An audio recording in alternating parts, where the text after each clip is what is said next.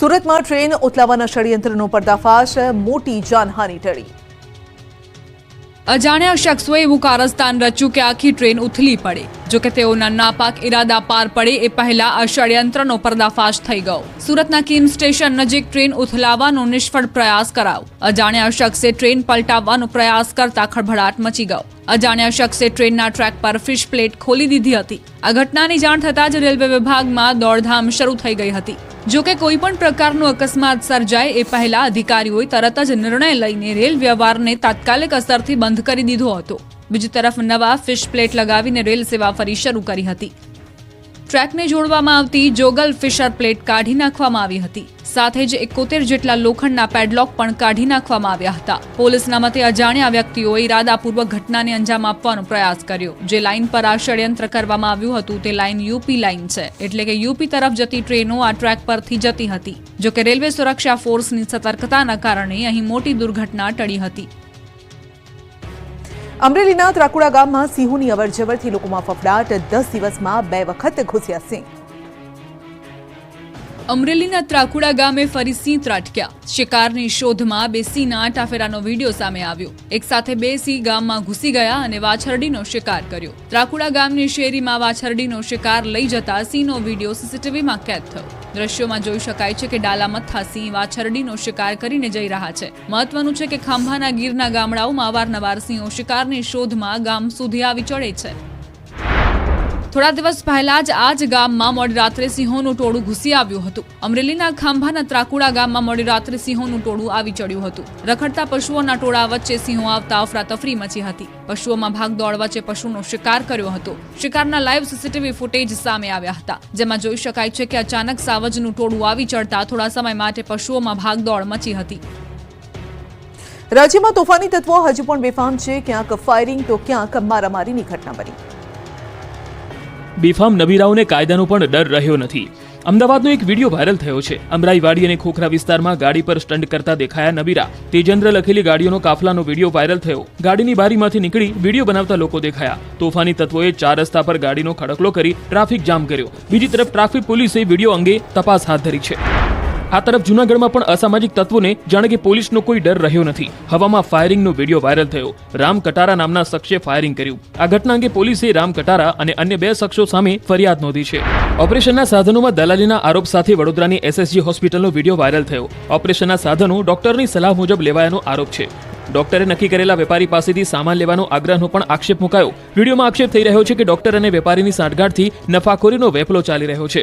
સામાન ખરીદીના બદલામાં વેપારી ડોક્ટરને કમિશન પણ આપી રહ્યા હોવાનો આરોપ છે।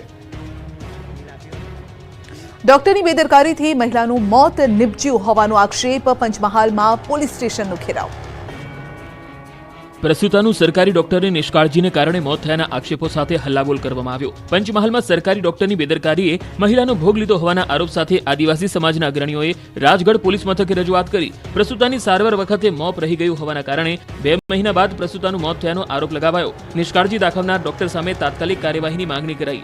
ઘોગંબાની સરકારી હોસ્પિટલમાં ભિલોડની પ્રસૂતાની 2 માસ અગાઉ ડિલિવરી કરવામાં આવી હતી। આદિવાસી સમાજના લોકોએ રાજગઢ પોલીસ સ્ટેશનનો ઘેરાવ કર્યો। મોટી સંખ્યામાં લોકો રાજગઢ પોલીસ સ્ટેશન ઉમટ્યા। ડોક્ટર બેનિસ પંચાલ નિષ્કાળજીના પુરાવા સાથે મૃતક પ્રસૂતાના પરિવારજનોએ પોલીસ મથકે રજૂઆત કરી। રાજકોટમાં પરિવારનો સામૂહિક આપઘાતનો પ્રયાસ, 9 લોકોએ ઝેરી દવા ગટગટાવી। એક જ પરિવારના સભ્યોએ સામૂહિક આપઘાતનો પ્રયાસ કરતા ખળભળાટ મચી ગયો। એક જ પરિવારના 9 લોકોએ ઝેરી દવા પીને આપઘાતનો પ્રયાસ કર્યો હતો। જાણકારી મુજબ સોની પરિવારના 9 લોકોએ ઝેરી દવા ગટવાનો પ્રયાસ કર્યો। આ ઘટનાની જાણ થતાં આસપાસના લોકોએ પરિવારના તમામ સભ્યોને હોસ્પિટલમાં સારવાર હેઠળ ખસેડ્યા હતા। જ્યારે સગા સંબંધીઓને પણ આ ખબર મળતા જ તેઓ હોસ્પિટલ પહોંચ્યા હતા। ઝેરી દવા પીનાર સોની પરિવારના 9 સભ્યોની સિવિલ હોસ્પિટલમાં હાલ તમામ લોકોની સારવાર ચાલી રહી છે। પરિવારના એક સભ્યએ આપેલા નિવેદન પ્રમાણે તેઓનું કામ સોનાના દાગીના બનાવવાનું છે, જ્યારે મુંબઈના 4 વેપારીઓએ કરેલા ઓર્ડર પ્રમાણે 22 કેરેટના દાગીના બનાવી આપ્યા હતા, જેમની પાસેથી પોણા 3 કરોડ રૂપિયા લેવાના બાકી નીકળે છે। 11 મહિનાથી વધુ સમય વીત્યો હોવા છતાં પૈસા નથી આપતા। દાગીના બનાવી આપ્યા છતાં પૈસાની ચૂકવણી કરી નથી। વેપારીએ બેંકમાંથી મોટી લોન પણ લીધી હતી। મહિલા સરપંચના પતિ ટલ્લી હાલતમાં દેખાયા। જંબુસરના મગણાત ગ્રામ પંચાયતનો વિડીયો વાયરલ। આ દ્રશ્યો છે ભરૂચના જંબુસરમાં આવેલી મગણાત ગ્રામ પંચાયતના અને દારૂ ઢીંચીને નશામાં ચૂર બનેલો આ વ્યક્તિ છે મહિલા સરપંચનો પતિ. નશાની હાલતમાં મહિલા સરપંચના પતિનો આ વિડીયો વાયરલ થયો છે. ગ્રામ પંચાયતમાં નશો કરીને આવેલા આ વ્યક્તિએ ચિક્કાર દારૂ પીધાનો દાવો છે. ઇન્ચાર્જ મહિલા સરપંચના પતિ નશાની હાલતમાં જોવા મળતા મગણાત ગામમાં ચકચાર મચી ગઈ.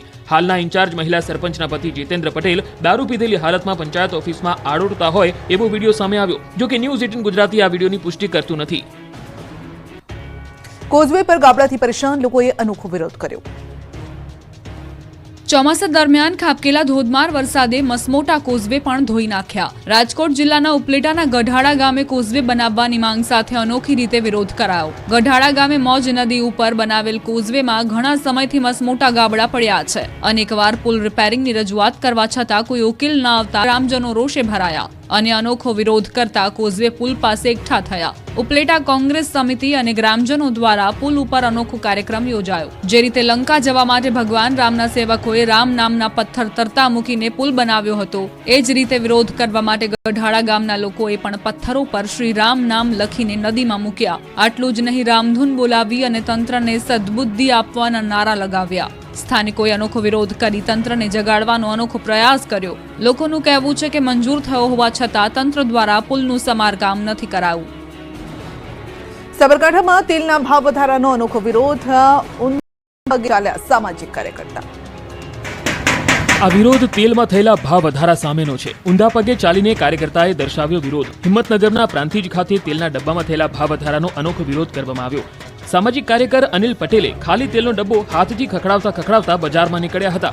સામાજિક કાર્યકરે ઉલટા ચશ્મા, ઉલટી ટોપી તથા ઊંધા પગે ચાલીને વિરોધ નોંધાવ્યો હતો. હાથમાં ડબ્બો ખખડાવીને નીકળેલા સામાજિક કાર્યકર્તાએ લોકોને તથા સરકારને જગાડવાનો પ્રયાસ કર્યો. તેઓનો આ અનોખો વિરોધ જોઈને બજારના લોકોમાં કુતૂહલ ફેલાયું. ઉલ્લેખનીય છે કે નવરાત્રીનો તહેવાર આંગણે આવીને ઉભો છે, ત્યારે તેલના ભાવમાં તોતિંગ વધારો નોંધાતા સામાન્ય જનતાનું બજેટ ખોરવાયું છે.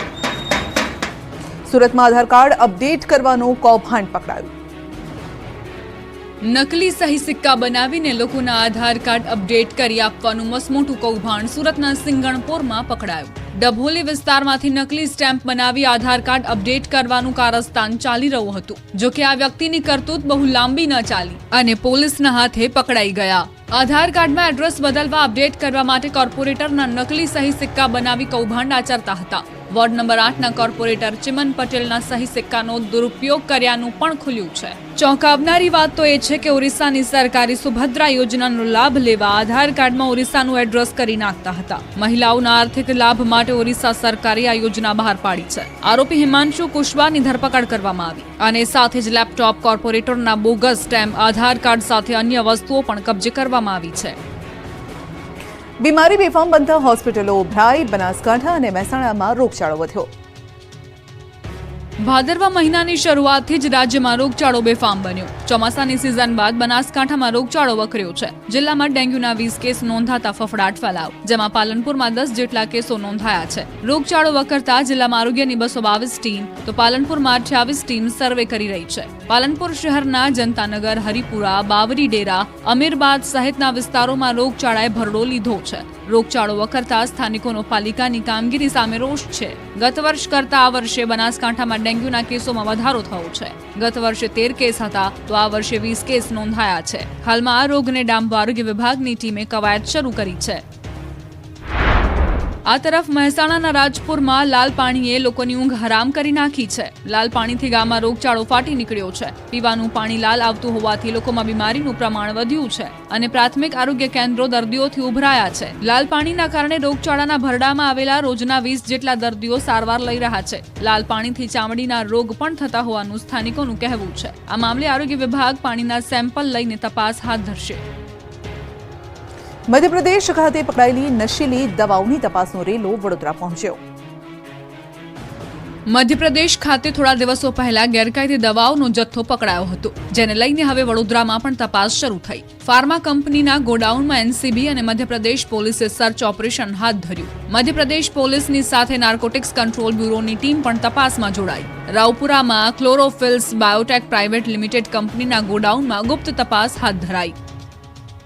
કંપની કોડિન ફોસ્ફેટ નામની દવા બનાવે છે. અગાઉ અમદાવાદ ભાવનગરમાં પણ કાર્યવાહી થઈ હતી, જેમાં આરોપીઓની પૂછપરછ બાદ વડોદરામાં તપાસ કરાઈ હતી. આ મામલે અમદાવાદ ભાવનગરમાંથી 2 વ્યક્તિઓની ધરપકડ થઈ હતી. આ દરોડામાં ડ્રગ્સ વિભાગના અધિકારી પણ જોડાયા, જેમાં 850 બોટલ કોડિન ફોસ્ફેટ અને 15,300 ટ્રામાડોઝની ટેબ્લેટ સીઝ કરાઈ છે. આ કંપની વર્ષ 2011 થી કાર્યરત છે અને આ કેસમાં પણ વડોદરાથી એક વ્યક્તિની અટકાયત કરાઈ છે.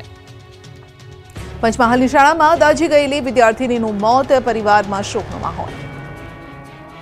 35 દિવસ સુધી જિંદગીનો જંગ લડ્યા બાદ ધોરણ 8ની વિદ્યાર્થીનીએ આખરે દમ તોડી દીધો. પંચમહાલમાં શાળામાં દાઝી ગયેલી વિદ્યાર્થીનીનું સારવાર દરમિયાન મોત થયું. 35 દિવસની લાંબી સારવાર બાદ બાળકી જિંદગીનો જંગ હારી ગઈ. ગોધરાની કાજીવાડા મિશ્ર પ્રાથમિક શાળામાં ધોરણ 8ની વિદ્યાર્થીની ગંભીર રીતે દાઝી હતી. 16 ઓગસ્ટના રોજ રિસેસ દરમિયાન સેનેટાઇઝરથી શરીરના 40% ભાગમાં દાઝી જતા દોડધામ મચી હતી. ગંભીર રીતે દાઝી ગયેલી વિદ્યાર્થીનીને પ્રથમ ગોધરા ખાનગી હોસ્પિટલમાં સારવાર બાદ વધુ સારવાર માટે વડોદરા રિફર કરાઈ હતી, જ્યાં વડોદરા સારવાર દરમિયાન મોડી રાત્રે વિદ્યાર્થીનીનું મોત થયું. વિદ્યાર્થીનીના મોતને લઈ પરિવારમાં શોક છવાઈ ગયો. વિદ્યાર્થીની દાઝી જવાની ઘટનામાં શિક્ષણ વિભાગ દ્વારા ખાતાકીય તપાસ કરી શિક્ષકોને નોટિસ આપવામાં આવી હતી. તો ગોધરા બી ડિવિઝન પોલીસ દ્વારા વિદ્યાર્થીનીની માતાની ફરિયાદના આધારે FSL ટીમ પાસે સેનેટાઇઝર સહિતના સેમ્પલ પણ લેવામાં આવ્યા છે. શ્રદ્ધામાં 30 લાખનો ચૂનો ચોપડ્યો, હિંમતનગરના રાપુરનો ચોંકાવનારો બનાવ.